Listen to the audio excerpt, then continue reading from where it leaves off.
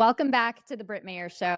I am really excited for today's episode, and you all have been asking when he's coming back on. So today, I almost feel like I don't even really need to introduce him because he's very familiar to many of you. Elijah Stanfield is the co-creator and illustrator of the popular children's book series, The Tuttle Twins. These books present complex ideas of economics and political philosophy aimed at empowering children and their parents with the knowledge necessary to secure a future of freedom and prosperity. In addition to his contributions to children's literature, Elijah is an accomplished video director working with numerous companies and various political campaigns. Elijah resides in Tennessee with his wife, April, and their 6 children. The last time I had you on, you had 6 children. Do you still have 6, or have you gone up to 7 now?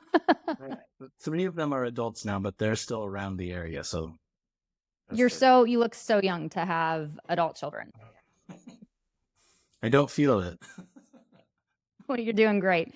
Well, I wanted to bring you on today to discuss conspiracies of history, and to really just knock on all those golden calves, because I think that's important. It's really important that we get up there and we tap the golden calves and see what they're made of. And who better to do that with than you, who has dedicated a lot of your life to studying conspiracies and really digging into what the truth is. Because the truth matters. So I'm excited just to have this very open, raw conversation with you about the conspiracies that we've been sold in American history and how it's altered who we are as Americans. Sounds fun. Sounds super fun. So, okay, you have a book, True Conspiracies. It's and it's loaded with a whole bunch of conspiracies that turned out to be not conspiracies, turned out to be true. And as I was going through them, I mean, there are a few that are super interesting that I want to touch on, but I thought let's kind of take it to where we are right now and how we even got to a point in America where we have these crazy conspiracies that have been hidden from the public, kind of in plain sight, where we know about them, but we don't want to talk about them. It's uncomfortable to. But if we can go back to where it all went off course in our history, to the point now where we have protected secrets that are protected by important players from the public, where's the starting point in all of this? Well, I don't think that there is a starting point to it. We know without a doubt now, it's a principle that we believe in, is that power corrupts.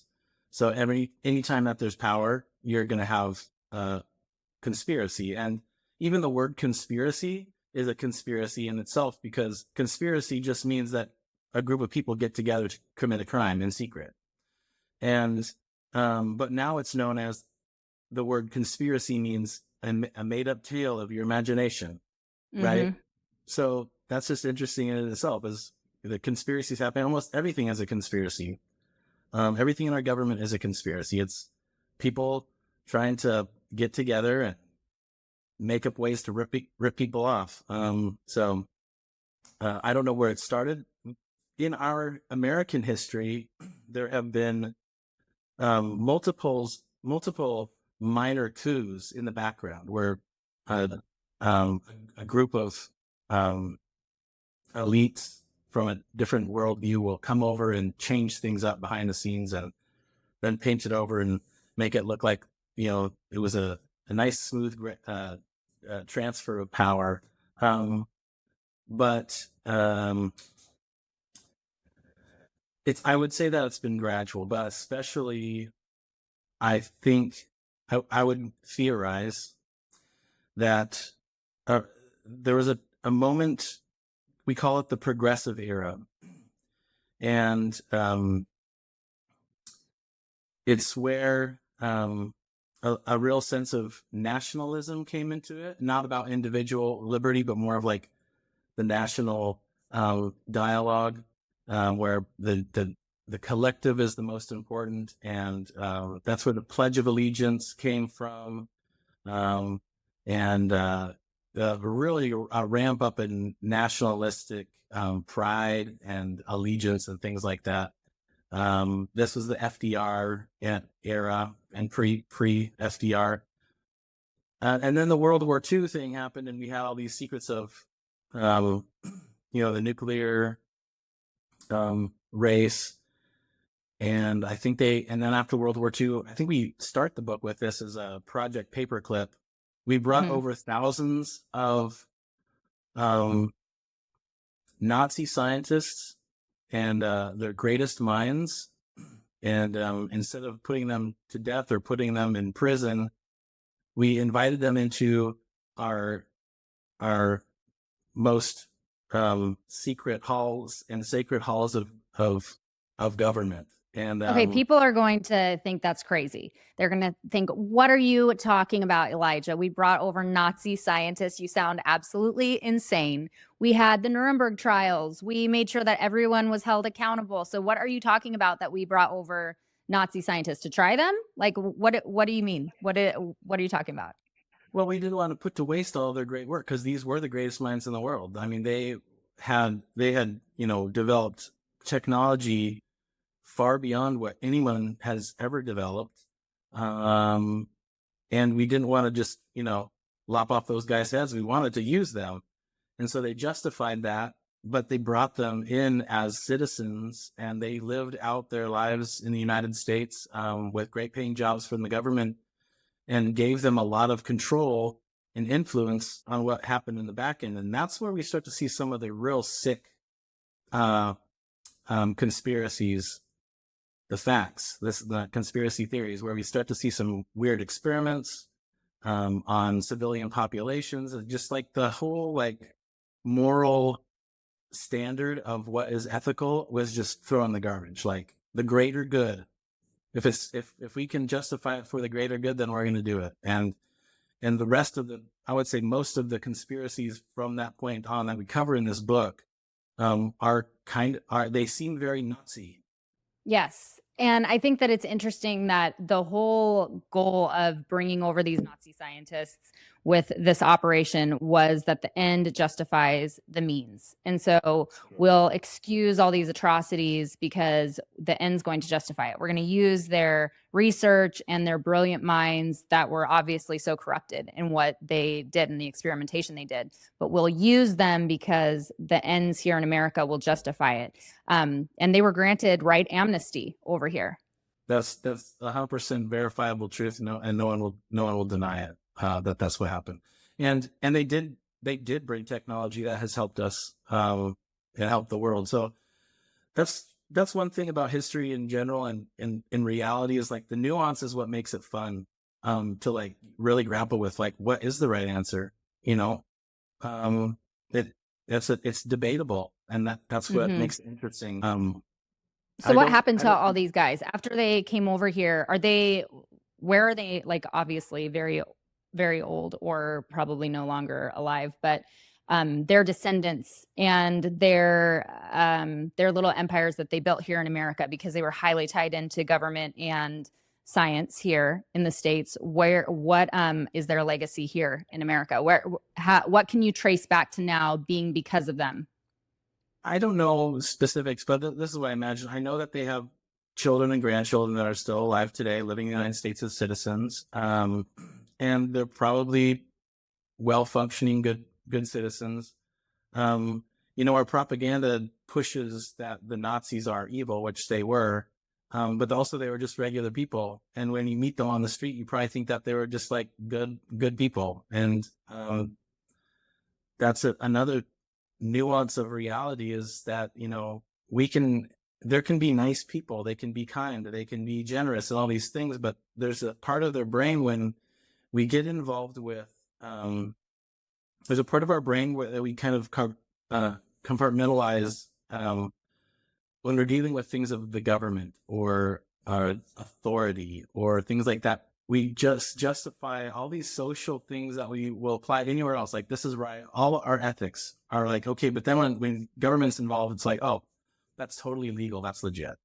And the that's just the way the Nazis were, and that's the way that Americans are. That's basically where I think what humans are. There's this thing about government that we have been told since the beginning of time that it's legitimate and that it's that's where law and order comes from, and we have to like change all of our ethics for this and justify what they do.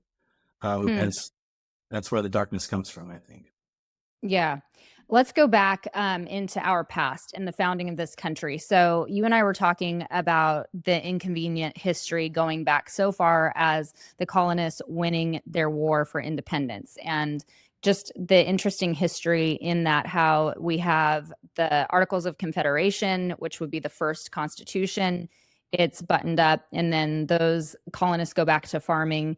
And then there's a switch up with the governor at the time. And then the farmers are saying that they want their money, that was due them. So what happens at that point, and how does that connect to where we are right now with Doge and our gold? Well, we'll cover a lot of base with that question. In Massachusetts, this was post-war. They had paid the troops with IOUs and continental dollars, and all of them were worthless by the end of the war because they just had inflated them so much. But in Massachusetts, the new governor, forget his name, but John Hancock was the first governor of Massachusetts. But he got sick. Or Bowden. Yeah. Is that how you pronounce it? It's something not like that, yeah. So John Hancock got sick. He stepped down from governor, and this new guy, Bowden, took over.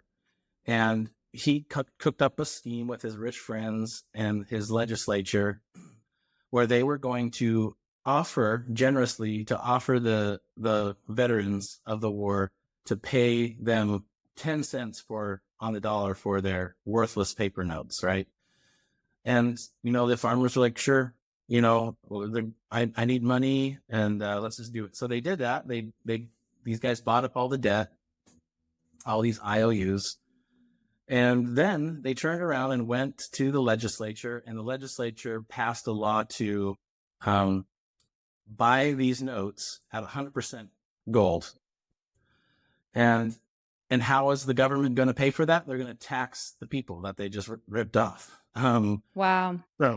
So the IOU papers are bought at 10 cents on the dollar by the local government. The local government goes to federal Congress, right? It would have been no. So this happens later. This is just in the state of Massachusetts. So okay, so it goes to the legislature.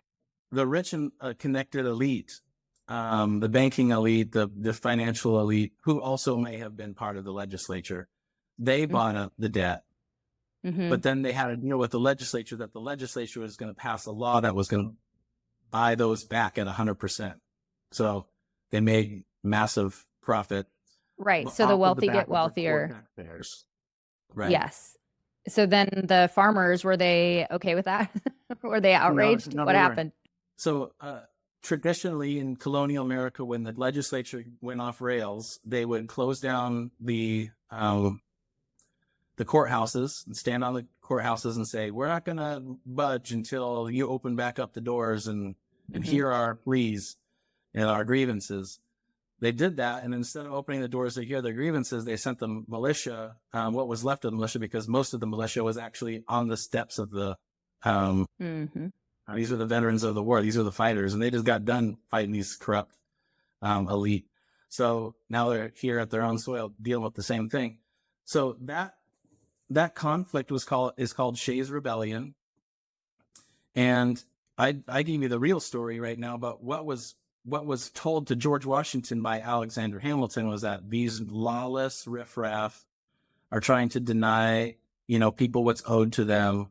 And we can't, these uprisings are proof that the Articles of Confederation and these state militias are not powerful enough to overthrow these chaotic and disruptive outbursts by the riffraff. And Washington had already turned down these calls for a new convention for I think 2 times before, and this was the last straw. He said, "Yeah, you're right. We got to call together a constitutional convention," and that's what happened. And it was based off of this propagandized, dishonest version of the story. What shocks me is that close to America becoming a brand new nation built on the backs of these men and women who desperately wanted to be free, and they knew what tyranny looked like, that they so easily would, do that first little buyback program of 10 cents on the dollar. Like, oh, sorry, we're not going to be able to pay you enough. And then to see what happens so quickly with, the rich becoming richer, the powerful becoming more powerful, that there wasn't a huge, huge uprising at that point by all of these men who were our fathers in independence. I'm shocked that they kind of just let it happen. Yeah, I mean, there's a point where, sorry, I have a motorcycle outside. There's a point where one, this was just constrained to Massachusetts. So, if you imagine back then, there's not a lot of telephones or internet, social media. It's just happening, and people are in their farms, just in Virginia and other places, just minding their own business. So it's hard to get that groundswell of support. And this happened relatively quickly. From Shays' Rebellion, the political elite got together, and they said we need to create a constitution that creates a stronger central government with more clear taxing power. We can raise armies to put down these rebellions, and that's where for the regular people, Mm-hmm. the Articles of Confederation they loved, because it allowed them to have their sovereign small communities that were intentionally designed by them in a way that they felt most free and matched their values. And they rejected this idea of having a strong central government to oversee and manage them. So we've been taught that the Constitution is the landmark of really is the birthright of this country. Yes, we have other things that preceded it, but we've been taught that is one glorious, beautiful gift to us, and as flawless a document as you could possibly have written by man's hands. But your take on the Constitution is slightly different when you look at how it was birthed. So walk us through that. Well, one, I don't want to discount, God's will and plan in all of this. And perhaps the Constitution was better at that time or something. And I actually think that through the ratification of the Constitution with the Bill of Rights added to it, it really is a quite miraculous document that creates a balance of power that may be the correct and best form of federalism.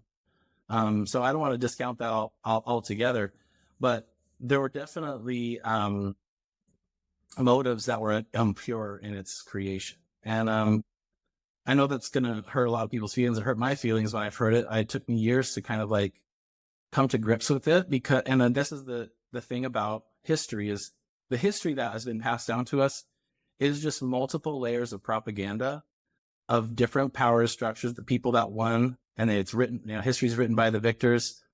And it's hard, and only until recently through the internet and being able to look at your own family history and look through original documents and journals, can we kind of piece together the nuance of history and learn the powerful lessons that have been intentionally covered up by political agendas through the course of our history. So Mm-hmm. I think, I don't want to discount the Constitution. I think, but what the challenge is and has been from the beginning is we increased the power of the central government to these limits to where we could have make some things happen, and that we could ensure some protections and things like that. But power corrupts, and it has never, in any administration, been followed the way that it was written and the way that it was presented and the way it was ratified to the American people. Every single president has had to justify actions one way or another that go against it. Can it be? Is it clear enough? How do we actually stick to the Constitution as it was written if it's never been done? That's the challenge. Yeah. Well, let's talk about what happened right after, you've got a lot going on where you have Alexander Hamilton with his banker friends telling George Washington, now we need this constitution because the Articles of Confederation aren't strong enough. The government isn't big enough. And we need to strengthen central government. And so Washington essentially like agrees to it finally. And then there's another convention, and not everyone's happy with this new constitution that's proposed. So the Hamiltonians offer up, hey, if you sign it, then this is what we're going to do. What was that? What was the exchange? Right. So the original deal was as they called together the convention to update the Articles of Confederation, but immediately was scrapped because that was the plan all along, was to scrap it and start fresh. So when that happened, then many of the representatives of states left, which left New York, Alexander Hamilton's New York, without voting power. So they didn't have a quorum to actually do anything legal. So that's why the Constitution had to be re-ratified by the people, and it starts with "we the people," because it had to start from the very scratch. Like it wasn't just going to be an update to the Articles of Confederation. So Alexander Hamilton, the people that stuck around were mostly nationalists who wanted to create a central government, a central banking system, kind of reinvent the British Empire for America. So when they presented this to the people were like, no, we don't like this. Why would we just got rid of a government with these powers. Why would we want to start it again? So, but since these elite were in very influential and powerful positions, economically, social, they were going to ram it down people's throats anyway. So they called together these ratifying conventions and these town halls. And if you didn't participate, it was just going to be, you had to vote basically. So these guys showed up, and after, many months of debate, many years in some cases, the people that are called anti-federalists, which are actually the true federalists. Alexander Hamilton called himself a federalist. He was a nationalist, but he called himself federalist. It's just the same old propaganda that they use today. And then they called the true federalists anti-federalists to show the people, don't listen to these crazies. But Thomas Jefferson, Samuel Adams, Patrick Henry, these were the anti-federalists, but they actually the ones that wanted to save the Confederacy. Anyway, they said, listen, let's just make some changes to the Constitution because we see some of these things that we don't like, these loopholes. No, you can't alter the Constitution. They said, okay, well, we'll present some amendments to make sure that we ensure that you stay limited. They presented something like 17 amendments. They said, yeah, we'll pass those as soon as we get this ratified. The states ratify them. And you'd think that the very first thing once the Constitution was ratified was that they'd get to work on that Bill of Rights, right? Because that was the linchpin to the promise. Yes. Yeah. Well, they didn't do that. The first thing that they did was pass a central bank, which was the point all along. Because I wonder how many people know that, because I didn't. I was not taught. Yeah, I was not taught that. I think I was just kind of taught like in an abstract way that the central bank just kind of somehow emerged onto the scene at some point. But the timeline is that right after the ratification, we have the central bank system that's put in place. Right. And that was the key all along. And we know why.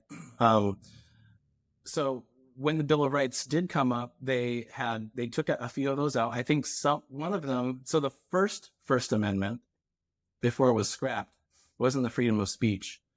The first one was that we needed to make sure that we had proper representation in the federal government by the riffraff, by the people. So the House of Representatives, Thomas Jefferson, and everyone else, and the other anti-federalists said, we want to make sure that the people have a proper representation. So I think it was something like for every 35,000 or 50,000 people, we need to have a representative. Now, if we had that today, we'd have 6,000 representatives. So being a congressman would be not that big a deal because it's like your next door neighbor, right? Interesting.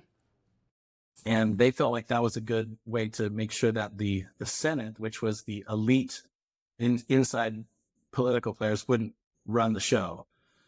The the reason why that wasn't passed was because of a typo. Like, I think the word like was turned to and. And so when it went from when I went from the House, it passed to the House. And then when I went to the Senate, they said, oh, look, there's a change. There's this discrepancy between the two things. So we just throw the whole thing out. Wow. And I fear, this is my conspiracy theory, was that the Senate did that on purpose. Because they didn't want the riffraff being in charge or having higher runs. So that's just my conspiracy theory. But they finally got that passed, that the articles, but the central bank was already passed. No, this is the crazy story that kind of, if you think about Shays Rebellion, okay. So, which was tied into the money and them getting pennies on the dollar, and then the wealthy bankers getting full price. Right. And Alexander Hamilton's like, those people are awful. We can't. Yes. So here, he did the same thing. So the central bank passes, and he's got this plan that he's going to present to Congress, that they're going to do they're going to buy up all the debt, the war debt from the states, because everyone's been paying it off. What he wants to do is take all the debt and put it under a federal debt. And in order to do that, the federal government's going to have to buy the debt from the states. All right. So he goes and tells his banker friends, his rich friends, hey, go to the states and buy up the debt for yourself. So this is like insider trading, right? Nancy Pelosi on steroids. He was the first Pelosi, basically, or the first one that started the Pelosi's. Right. So he goes, all his banker friends, they go to the states and they buy up all the debt. Not all of it, but a lot of it. They buy lots of it. And so when the bill is presented to Congress and passes, all of his friends are going to be paid in full, in gold, by the federal government, taxpayers. And there was some uprising about this, but it didn't go anywhere. They got away with it. And that's where we get a lot of the old money New England families that are still around today. Like, so what's interesting to me, it was a massive transfer of wealth. Yes.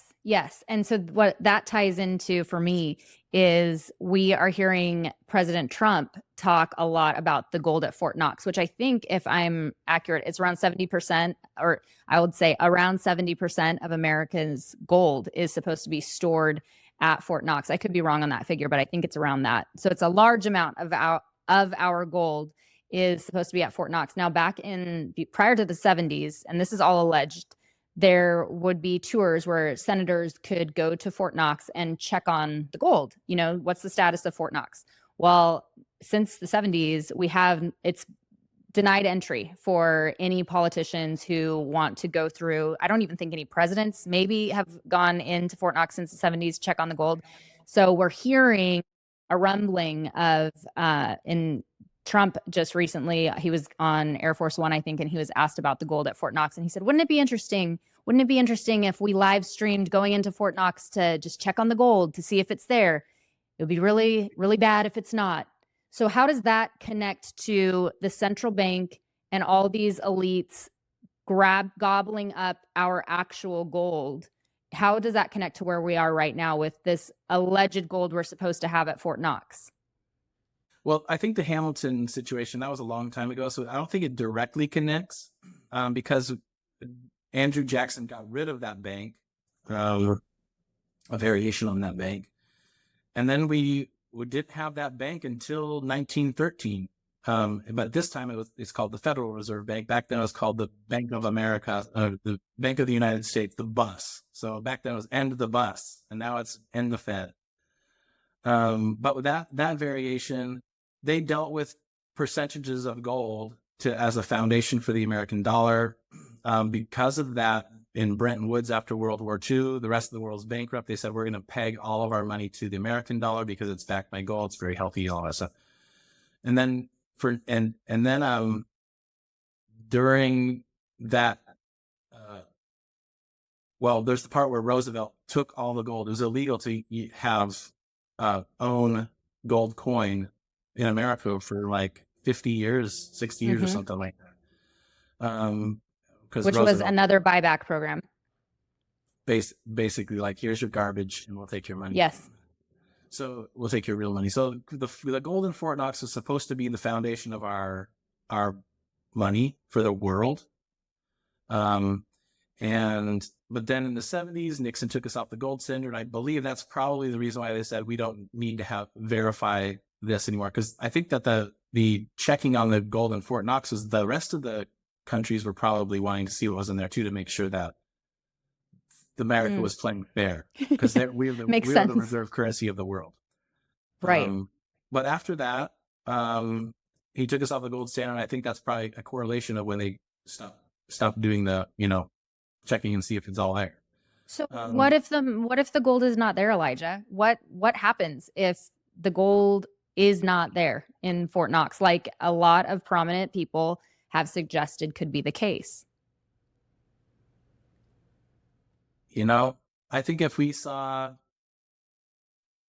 Hillary Clinton eating children on a YouTube channel, like nothing, I feel like, well, until I just don't know the answer. I don't know how we can, if these people are untouchable, are they really untouchable?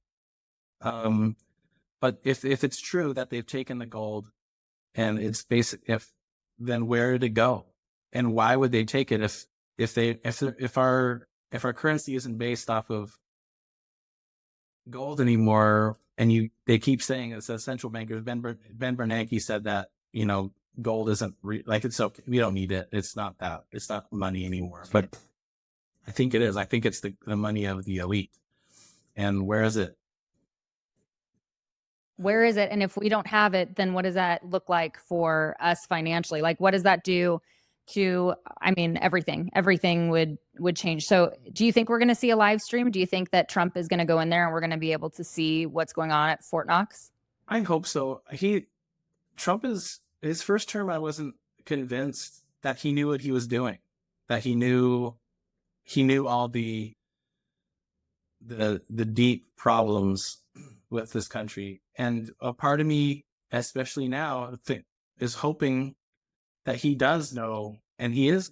If he wants to be like Andrew Jackson, I would love it if he said, hey, there's no gold in Fort Knox, so now it's a scam, so we're going to end the Federal Reserve Bank. Then he would be like Andrew Jackson. And I can only pray that he actually has that in his imagination, that he might go that far. But I would love to see the live stream. I think a lot of us would love to see the live stream. I think a lot of us are curious if there really is gold there, and if not, what that even means. I think it would make everything even more insane than it already is. But I'm at this point, just bring it. Let's burn down the broken system that literally does go so far back into our history. So what I think is so interesting, and that's why I wanted to talk to you about the aspect of Hamilton, is I showed you this before we came on, but I read this book, which is phenomenal. And it's about Alexander Hamilton. And I think you said that the Hamilton play was based off of this book because it is such an incredible read. But I'm not advertising for it. I'm just letting people know I read this and I fell in love. Oh, it says, look, Hamilton, the inspiration for the hit Broadway musical.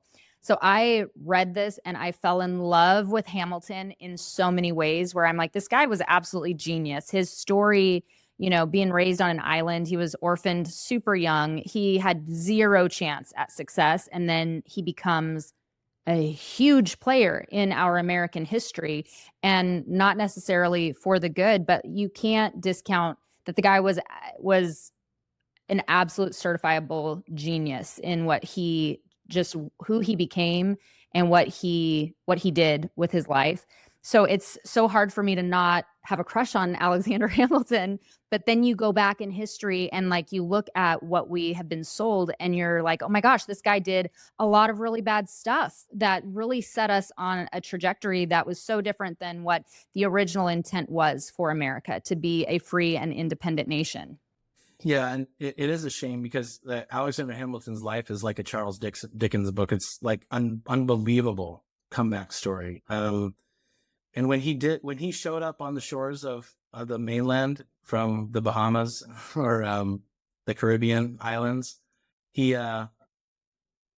started writing revolutionary pamphlets, and he was like 17, and he was so brilliant that not under his own name, because that would be treason, but people thought it was John Jay, who was another like amazing writer of the time, and then when he joined the revolution, the army under Washington, he was so brilliant with cannons, like artillery, that he was like, put in charge, and he quickly became Washington's right-hand man.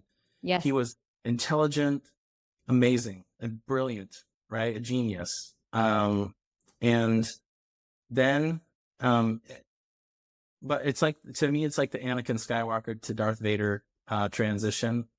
I told you about like the earlier things with Articles of Confederation on the Constitution. Mm-hmm. He was Secretary of Treasury under Washington in his first administration. Hamilton continually called the Washington administration his administration and his economic system. He was a narcissist, and probably from the trauma that he experienced as a child and during the war, he just got it in his mind that he was going to lie, cheat, and steal and his way, and make America the new British Empire that he envisioned. Mm-hmm. And during Washington's administration, he did multiple things that we would consider treasonous. For example, there was the British were taking some of our trade ships to France and to the rest of Europe, and taking the ships, kidnapping the crew, and forcing them to fight in the war against France. And no one wanted to declare war, even though that is justified reason to declare war, because it would bankrupt us. It's very no one wanted to mess with it, including Washington. But he sent John Jay to represent the United States to work out a deal with the British. Like, please, one, stop taking our ships. Like, what can we do?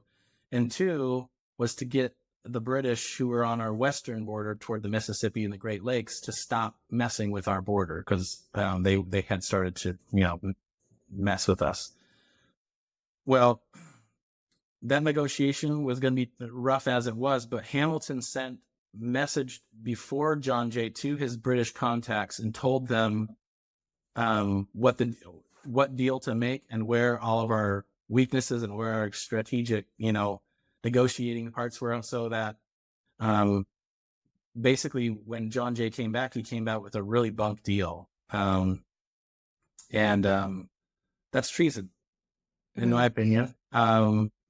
And that bad deal led to John Adams, the next president, having to deal with a conflict with France, because now we had this treaty with the British, and then that whole mess led to the War of 1812, which led to banking panics. Which, I mean, the domino effect of Hamilton's administration. It was felt for 100 years after. Maybe we can even say it's felt today. I would argue that it's felt today, because he set in motion a system that we are still absolutely living under, that is much different than what originally was the intention, and he used his genius in some ways that were so powerful and good, but in others that were so dark and really transformed, what America was supposed to be, and then what we are now. But it's hard to hate him, because I kind of have like a nerd crush on him. I'm like, come on, Hamilton. I get it. You could have been good. We can. That's just the thing about history, is like all of these characters are flawed, and they all have done really rotten things, actually. And that's the nuance that makes it fun. Like I said, that's where the challenge. That's where you have to think. There's no. But here's the thing: is history that we've been taught is a conspiracy in itself. Dare I say that? It's and what it's trying to paint, the narrative it's trying to paint, it is designed to justify the existence of their power structure now, right? And they've done it in a way. I mean, back in the really old days, they would create this mythos about the king, right? How he's deity has given him authority and power to rule, and there's this almost just a religion about it, For sure.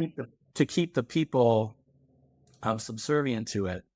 And Americans were wild, and they loved it. And then the elite said, "We can't have this. We have to create this mythos for ourselves." And so they've painted us this historical religion that we feel so deeply. So when you bring up these things about true history, then it causes us to feel anger, right? It's like, yeah, no, I get that. It almost like feels like you're doing something wrong. Like you're not supposed to be questioning exactly the players. I'll give it. So in a raw example, recently what I have seen, everyone's been all in for Elon for, he's genius, kind of like Hamilton, right? You've got this genius younger guy. He's gonna revolutionize the system. He's coming in swinging. And then he's got a lot of stuff right now with his personal life that people are, they're appalled by, with all of the kids that he has. He's got like this almost harem created of women. I think he's got his fourth girl now, claiming that she just gave birth to his 13th child. And so people don't want to question him as being an ultimate bad guy, or even the transhumanism stuff that he's been into, that he, has publicly stated that he wants to find a way for people to live forever. But it's almost off limits to at all question him in terms of his ethics and who he really is and what his actual vision is, because he's going to save us. He's going to rescue us. So how dare we question him? We almost have to venerate him as like a pope figure, which is super dangerous. But that's something happening right now, where it's like we feel this sense of off limits with our even Trump, right? Like we can't question him. We can't point out things that are potentially could be very damaging, because he is like you said, we have to venerate them and make them almost perfect and unable to be questioned. I think that's just kind of maybe human nature, maybe human conditioning in our society, is that we want to believe in authority figures. It's kind of a way for us to take our personal responsibility to act and think and put it on an authority figure. So like if they mess up, it's their fault, it's very childish, right? And childlike. No, but I think we should be able to, and it's necessary for us to question not only our history, but the players who are shaping our history. So, okay, I want to ask you what you think the 3 biggest conspiracies from history that would shock everyone if they only knew the truth. What are your top 3? In American history, like I can do that. Yeah, American history, top 3. Well, I'll get myself canceled, right? And this is that's fine. This is the show. Get yourself canceled. And here's I'll prelude this, is if I'm gonna share some facts with you or some ideas, and you can research them if you want, but if they cause you to have anger instead of like, oh, that's an interesting thing, I want to find out more about that. If they cause you to anger, to be offended, then you're part of a cult. And it's been conditioning since you've been a child, and it's been going on for generations, is that we're not allowed to question the national narrative of this church, this state religion, okay? And I'm not going to say that God's hand isn't in the creation and currently in the hand of this country and in the world. I think there's a great mission for us and God's hand isn't. But we can't get there unless we're willing to slaughter some of those sacred cows, or like you said, the golden calves, right? And we have to face the truth to some of these things and grapple with them and learn the lessons, because if we're not willing to, then we won't learn the proper lessons to know the direction that we can go forward. So don't be offended. I love this country. I love living here. I wouldn't want to live anywhere else. I'm deeply connected to its history.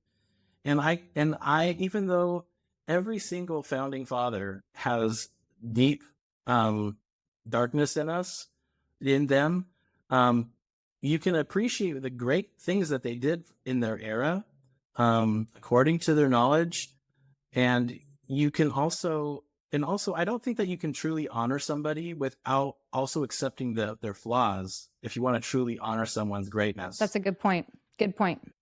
So, just because they did rotten things doesn't mean that, we have to throw everything out with the bathwater. The point is to learn from history, not to be attached to it emotionally, so much. So I would say the first thing I would say is that constitutional convention, that we are religiously it's just deep in our hearts that the Constitution was made to limit government. Well, it wasn't. It was actually made to grow government, right? And I would say that the next biggest thing is, the union of Abraham Lincoln and the 14th Amendment. Definitely agree that the slaves, we go to the slavery thing, but that's actually a very small part of what was going on in that time frame. And I agree with that the slaves should have been freed, and the Underground Railroad was awesome. All those things. So I want to just like the leftists and their propaganda, like, you're racist. They always go to this moral high ground thing. I agree with them with that moral high ground, but let's put that aside. What happened during and after the Civil War was that the Constitution, its meaning, everything was completely transformed. And so you can't really honor the Americana as we see from Abraham Lincoln's perspective and link that to the founding generation completely different. The founding generation, they had small communities where they really were free. Those were intentional communities built based on their values and their neighbors. It almost didn't feel like governments to them. And they had militias, which was a requirement to enter into the constitutional agreement, is that you had a well-regulated militia. Not only do we not have well-regulated militias anymore, but we don't have even an understanding what the well-regulated militia was. And I can go off another 2 hours about that. I'm curious. I'm actually reading Gone with the Wind right now, and I've never read it all the way through, but it's fascinating. The book is amazing how it takes you into that time period. But I'm curious what you think the Civil War, if the cover was the slavery issue, then what was the actual reason? Well, Abraham Lincoln stated that the actual reason was to preserve the Union.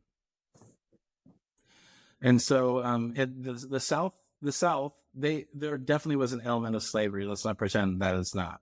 But the slavery was dying. The South was economically stunted because of their unwillingness to get rid of slavery. Mm-hmm. Thomas Jefferson even pointed that out. And Alexa de Tocqueville pointed that out. The North-South battle was economic and had to do with tariffs, and it had to do with taxation, and it had to do with this idea that these individual communities that had their sovereign republics, whether that was going to be allowed to continue or not with the federal government. So that's what Lincoln's goal was to change the whole system from a individual sovereignty upward to the national government, to a national super authority, down to the individual. So it completely flips it on its head. And so, and from it would have been another successful attempt then to grow the federal government and to strengthen that over individual liberty. Right. And this is where the whole mindset and heart and spirit of America changed from the rugged individualist who believed in self-sovereignty and God-given rights, and this is where that mythos that I was talking about started. Is they said we need to get schools. The whole Reconstruction and Progressive era came after that. Is we need to reform the American mind to, that's where the Pledge of Allegiance, like we need to like focus red, white, and blue everywhere, songs, put the kids in school to be taught this through the generations. I mean, it's really sad, and that's where people be angry with me, is that this patriotism as we see today is tainted by that era. And maybe you can say blessed if you really want to buy into that. I'm more of the founding fathers version of America, of the decentralized communities where everyone can kind of do their own thing. But this national religion is I would say the next big conspiracy. Well, I think it's actually really important what you're saying, because what we're seeing right now in Doge and everything that they're uncovering with how much of our taxes are going over, Colombia, and we're getting like Cuba and random drag shows and transgender plays like all over the world. It's like we grind so hard, and then we like don't have a say really in that. They're just taking not just the cream off the top, but a whole lot of milk and leaving us with just this watery, like tasteless, really useless thing at the bottom. But they're taking it and they're exploiting us and exploiting our work. And that's being exposed, right? Is that the federal government has become so big, especially with the Federal Reserve.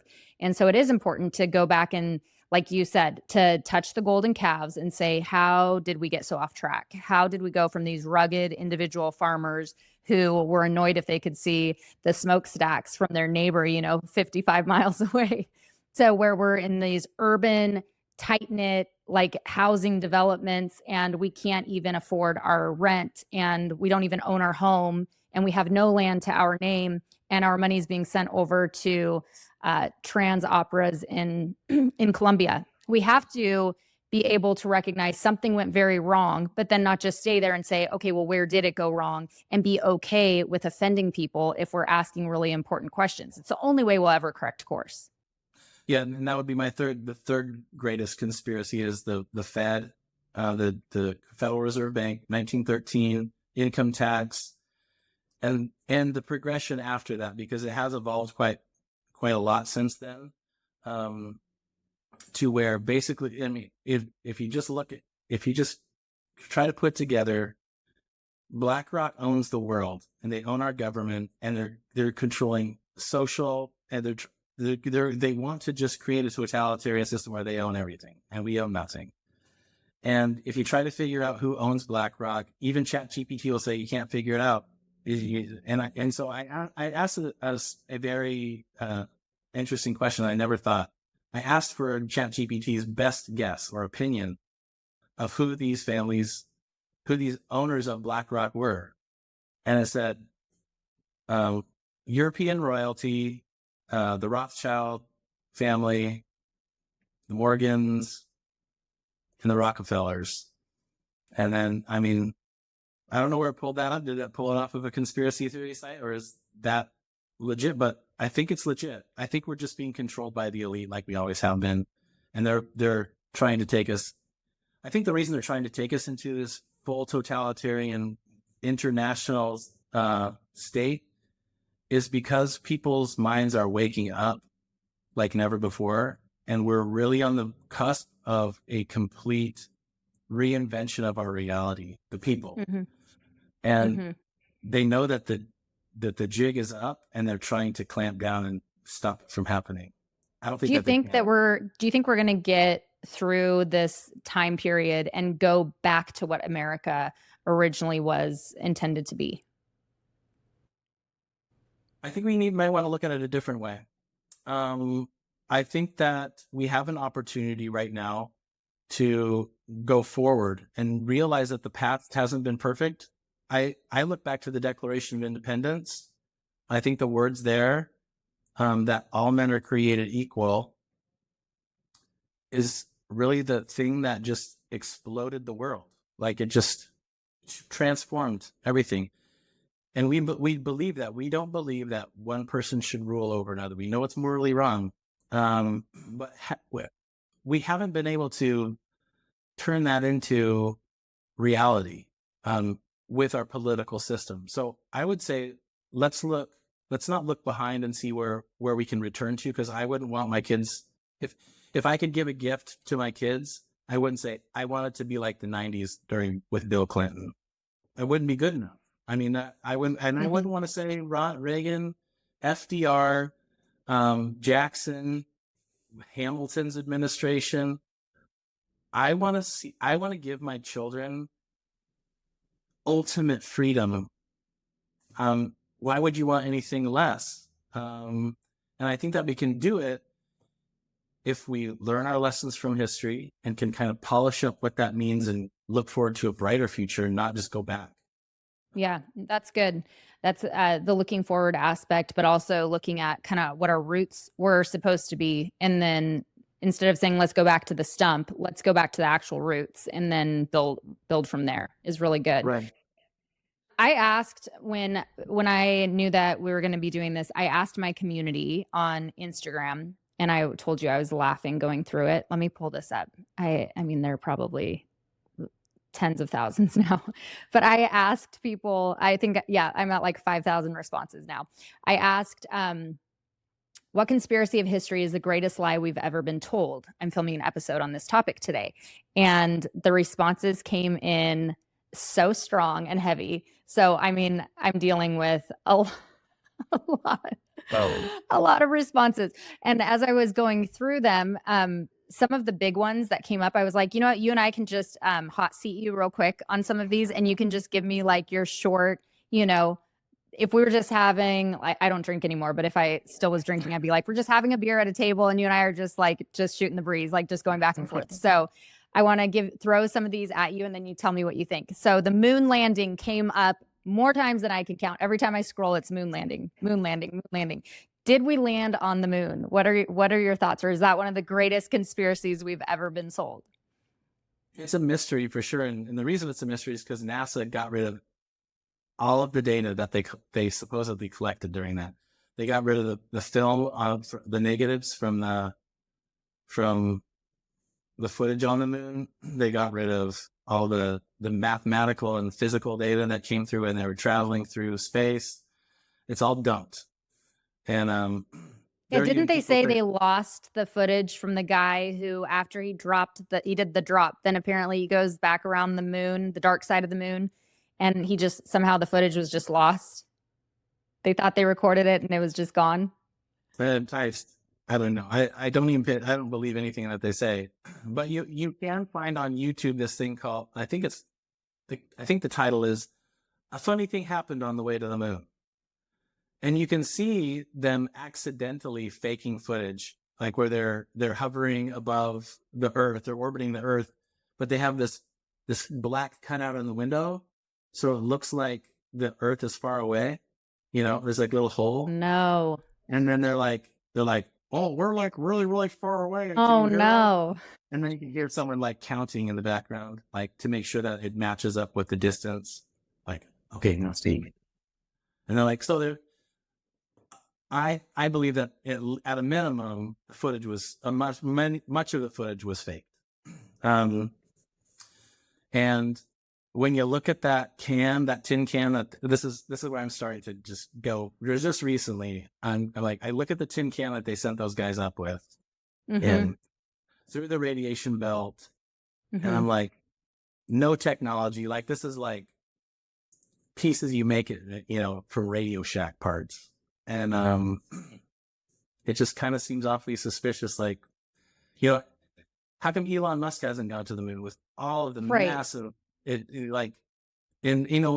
Buzz Aldrin and those guys? When they found out that Elon Musk wanted to do space travel privately, they were against him. They're like, oh no, like, sure, he can't do that. That's offensive.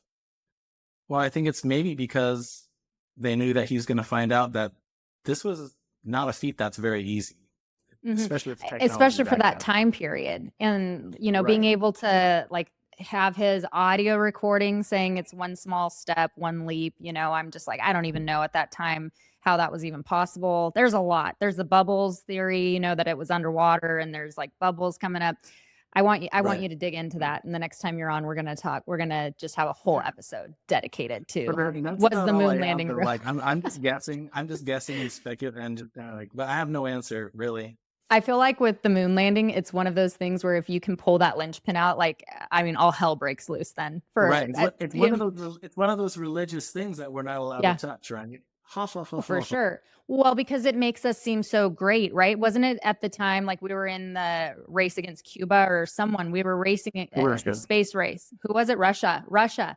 And so, even that, it's like, come on, guys. Like we were in a race to prove that we were the greatest nation in the history of ever, that we were going to take it to the moon before Russia did. I have serious doubts, and you can hate me for that. I don't even care. I have serious doubts. I had serious doubts about everything we were told about COVID, and it turned out to be true. Okay, speaking of which, COVID came up a million times, and then so COVID-19, I feel like you guys actually have covered that too, I think, in your True Conspiracies book, right? Did you cover COVID and social engineering? We didn't. Okay, well, there you go. Look, I have a whole nother book ready for you to write, Elijah. Absolutely. We could do a whole other book. You sure could. Yeah. Okay, here's another one. You ready? North Dakota doesn't exist. Is that a thing, or is this person crazy? I don't know. Okay, we're going to move along. I've been to North Dakota. So it does exist. You've heard it here. Whoever you were, Grant Ware, North Dakota does exist. You heard it on the show. Okay, another big one was, there's so many. Moon landing, COVID. Okay, 9/11. That's a sensitive one. I actually had a friend when I was in high school, because it happened when I was in high school, sitting in front of me. His name was Cody Legg. Awesome kid. And I had grown up with him, and Richard came running in and he's like, we're going to war. And that was, 9/11 had just happened. And you had the microwave TVs, right? My teacher turned it on, and it was just complete chaos from that point forward, and everything's a blur. But Cody Legg in front of me said, I'm going to go fight for America. And he actually ended up enlisting and saving his troops out there. He threw himself on a grenade. Just an amazing hero. But 9/11, going back to what we were told 9/11 is another one of those linchpins where if you start to pull it, people get really upset. So what's your thought on 9/11? What we were told versus what it actually was? Again, if you're feeling upset and angry, that means that you're probably being influenced. You've been influenced. You've been sold something. So this isn't in the Conspiracies book. We didn't want to venture too much into other aspects, but the things that are verifiable are many.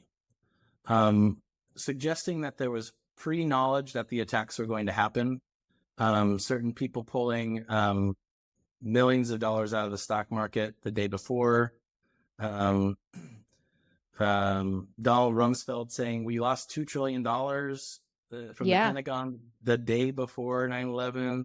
And then that part of the Pentagon where the files were hidden was exploded. So there's a group of people called the neocons. These guys were really influential in right before 9/11, previous to the Bush administration. They came up with a project for a new American century. That's what the documents call them. And they outlined what they wanted to do, because the Cold War had ended and the military industrial complex wasn't making as much money anymore. So they needed to ramp up some sort of war. And it's like, if we could really, do the terrorist thing and do some wars in the Middle East, here's these countries that we want to do. And but all we need is a Pearl Harbor event. And almost to the day, a year later, 9/11. Just freaky coincidence. And I know for one thing, if 9/11 wasn't a conspiracy, 9/12 was a conspiracy, where they immediately had all the propaganda and they put everything in motion that they already had planned to go and take over these 5 or 6 countries and do all the things that they did. And we ate it up because we were afraid. And there's a lot there. You can go a lot deeper with that. I don't think I want to touch it now, but it's I believe that the world elite has an agenda attached to that, and we were taken for a ride in a lot of ways. All of these things too, when you look at what was the ultimate outcome of this event, and like how did it change us? My husband was traveling in Europe. He went to Europe before 9/11. 9/11 happened. He was in Europe, and then he came back. He's like, travel was never the same, babe. Then you had the Patriot Act, which is like such a violation of our individual security, and that gets passed right on the back of 9/11. So when you look at all these quote unquote conspiracies and how they changed the framework, they literally moved the goalposts of what we were sold America was supposed to be. It makes you question, like, was there a whole lot of strategy intentionally to force the goalposts to move and the framework to change?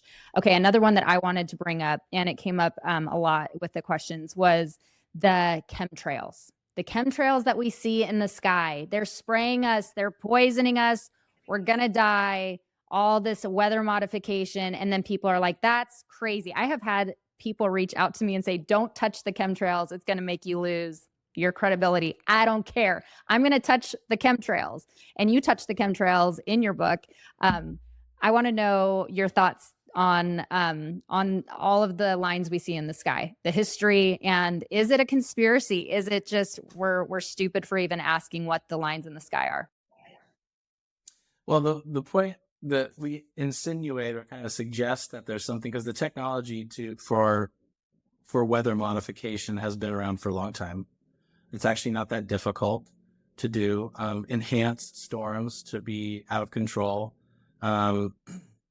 So we touch on that in the book. That's what they used it as a type of warfare during the Vietnam War. And it's called cloud seeding. All right. So there have been governments around the world who have outlawed cloud seeding testing. Tennessee, I think last year, in their legislature, outlawed cloud seeding. Yes, and Florida is set to do the same now. And weather modification. So it's kind of like everything is like the people know what's going on, but the media will never allow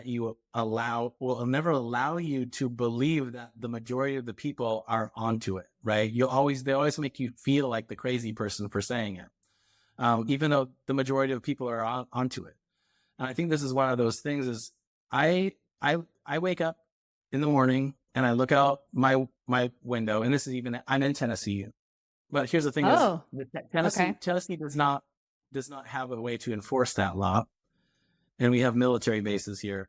So I look up in the sky, beautiful blue morning, blue skies, and then I start to see these lines going across the sky, and all these patterns, right?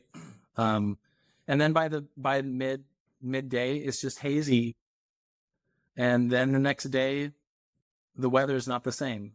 Yes. And I have no proof, but I want to fly up in a jetpack and collect samples or like see who's in that airplane, because I've also seen airplanes flying with the trail behind it, and I see one that doesn't have a trail. So it's not just like some atmospheric. Yes. It's not some atmospheric change. Yes. The fact that we have evidence that it was used in warfare, that was what was shocking to me. And that I think a lot of people would say, no, you're lying. We don't have any proof that this was used in Vietnam. What in the world are you talking about? But you lay it out in your book that things aren't always what they seem. And that, yes, it actually is documented. And it matters that this technology to control and manipulate weather was used during Vietnam in war, and it wasn't simply put away after the war. So we should be very suspicious of anything that looks abnormal in our skies. Yeah, I am.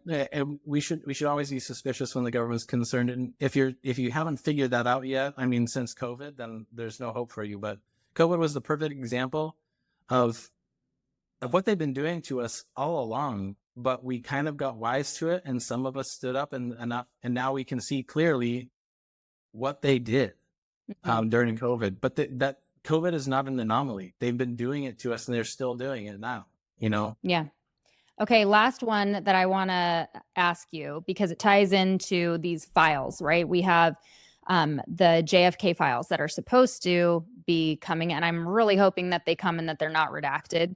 So that ties into MKUltra and this conspiracy of mind control.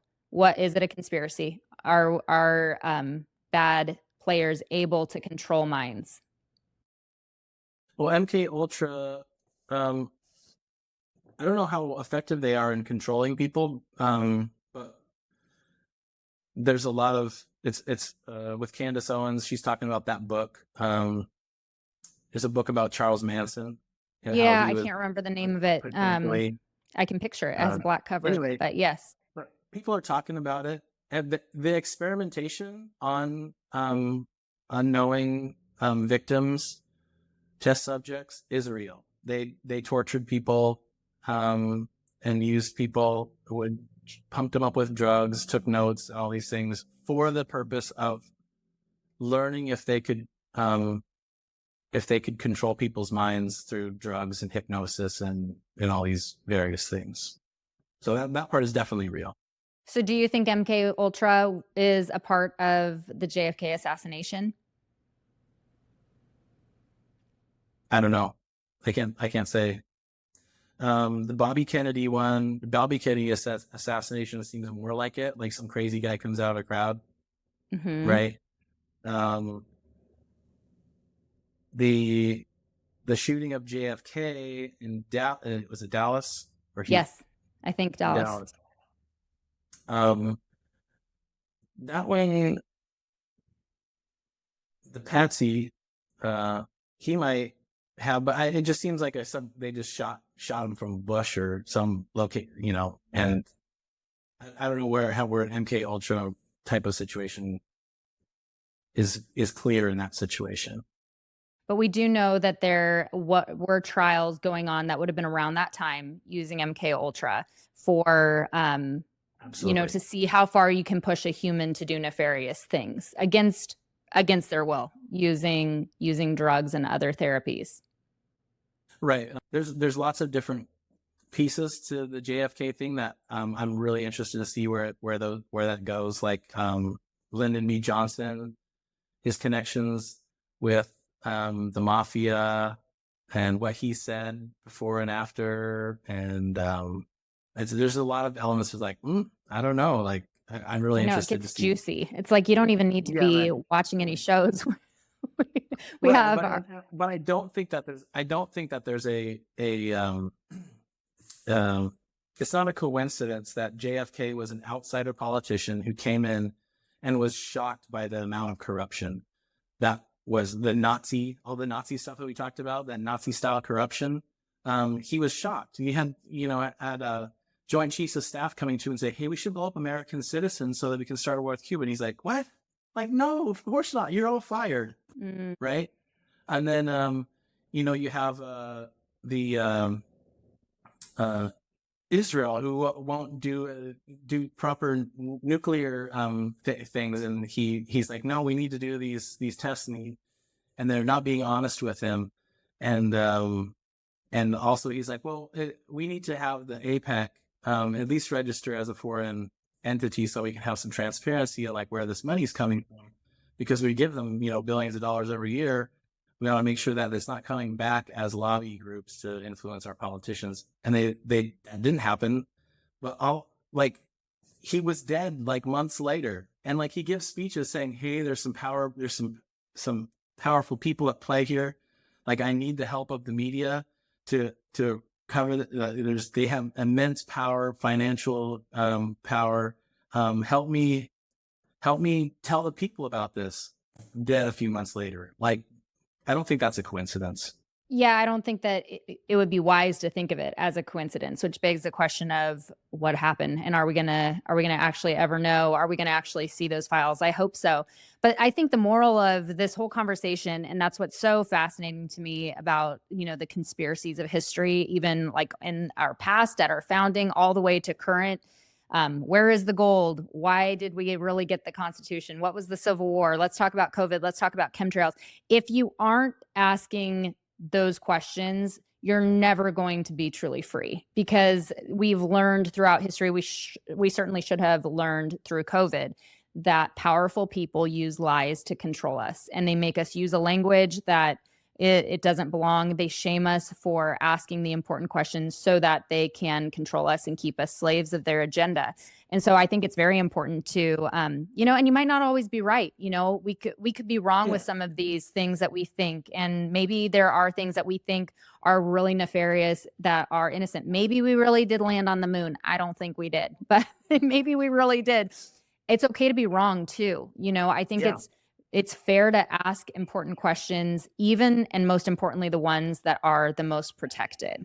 And that's why I'm so thankful for the work that you guys have been doing with Tuttle Twins and this book, True Conspiracies, which you can tell I read this with my kids because it's just fascinating. I think it covers so many of those conspiracies that we're not supposed to ask. We're not supposed to talk about. And I think it's an essential reading for every American to come face to face with these conspiracies, to realize that we've been played. We've been played in the past. We've been played in our most recent past through COVID. Why wouldn't we question everything? And we should have that as a default position of let's just question it. Let's question it so we can have a better future, like you said, for our kids. So tell me a little bit just as we close out about the Tuttle Twins, about what you guys are doing, about your work with True History, and just talk to us a little bit about that. Well, the Tuttle Twins is a series of children's books, but really they're for families. It breaks down, complicated philosophies, things so that you can get a good foundation of what those are. And I would say our goal is that we want to leave. I want my children to live in the freest world that has ever existed. And why wouldn't any of us want to do that? But we need to know the direction, how do you create a free world? What do you need to look out for? And to do that, we need to look at history. So that's why we also have these history books that we've been working on. They're very difficult to make because unlike our philosophy books, where we can deal with abstractions and ideas, we need to get our facts right in these history books. So we work really hard to get the facts down. And we don't present it, we present it in a way with the nuance that it deserves. We don't have all the answers. We don't know the minds and motives of people, but we can get both sides of the story, because there's always two sides of the story at least. So we present them both, and we invite people to think for themselves and to what is the lesson that we can learn from this and to apply to our day. That's our point of our history books. And I'm excited. They're a lot of work, but I'm really proud of what we're creating with those. I'm currently working on volume 3. Connor's going to get started writing on those this week. It's all very exciting, but we just want to leave our kids and our grandkids in the freest world imaginable. And that's what we're working toward. We're going to need to have free minds to have a free world. Yes. And we have to be free to ask important questions. I highly recommend this book, True Conspiracies. If you've been looking into Tuttle Twins and wondering where to start, I just think this one's fun. I mean, it's kind of scary, but it's fun too. Modern Villains is also really good. I love that you guys explore these, the villains of, I think you go pretty far back in history, not just American history, but European history with your villains. And it's interesting just, I think, to relish history and to become a student of history is so important. I want my kids to know history. That's, as a homeschooling mom, and my kids have never set foot in the public system. So as a homeschooling mom, that has always been my priority, is I feel like if I can teach them to relish history and to want to read the books that might challenge your perspectives on people, or you may find like you love them, but you hate them too. It's important for us to love history, because then we can carve out a better future, for our heritage. It's really important that we enjoy it. And so True Conspiracies, the book that you guys have here, I enjoy it. I just think it's really a great read, and it does start to push on all the golden calves, and kind of begs the question, what's actually going on here, and who are we really? Who really is in control and pulling the strings? So you have your third history installment coming soon. And what is that going to cover? That's going to cover from the first from Washington's administration, um, Hamilton's administration, Oh, okay. all the way to the gold rush. Yeah. So pre Civil War. What is your plan? Is your plan to go all the way through with all of your history books, to go straight through our current era? At a minimum, we will go to the end of World War II. But I think by then we might as well just do the rest of it and put the COVID in there and the 9/11 and all that stuff. Oh, yeah. Make sure you include the moon landing too. Right. Well, this has been such a great conversation. I always enjoy having you on. It's fun talking about all of this with you. And like I said, we can be wrong on things. I think that it's important that we are always open to questioning and evolving in our questions and in what we feel could possibly be a legitimate answer and what, is garbage. But I think that the questioning aspect is so important. So it's fun to do that with someone who agrees, and that you can freely question to really try to seek those real answers out, to hopefully carve out a good future for us and for our kids. So thank you for joining me. I always love having you on, and let people know how they can find you and the work that you are doing over at Tuttle Twins. Yeah, well, you can go to find us on social media, Tuttle Twins. I head up the magazine portion of it, so there's the Tuttle Times magazine on social media, but you can just go to our website, TuttleTwins.com, and find all of the links and ways to contact us.